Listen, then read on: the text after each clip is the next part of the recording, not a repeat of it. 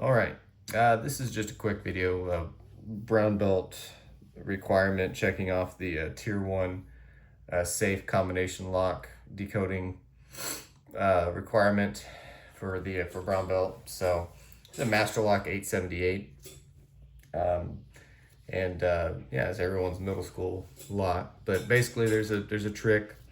You apply some tension to the shackle, and not too much, not too little. There's a fine line. You apply some tension to the shackle and start rotating your way through the numbers, you'll find binding points, and you can decode the lock that way. So we're going to try it.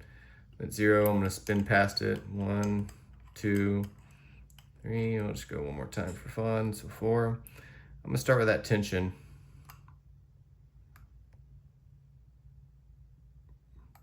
I'm just working my way through nice and slow.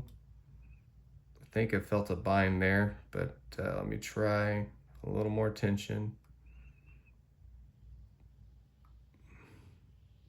Yeah, okay, yeah, definitely binding at 20. So it's hard stop at 20.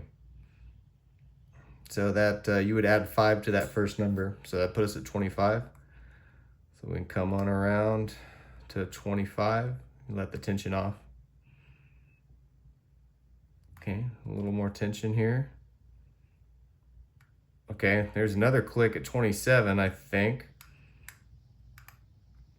That's a little too much tension, but let's try. If you have too much tension, this whole thing will kind of bind up. But that 27 definitely bound. Yep, see, it's locked into place there at 27.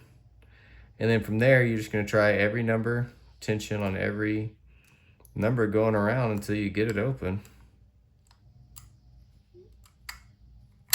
There you go. There's 25, 27, and 20, like 21 or 22. The tolerances are kind of crappy. But either way, this quick little trick, and hopefully that satisfies the brown belt tier 1 requirement.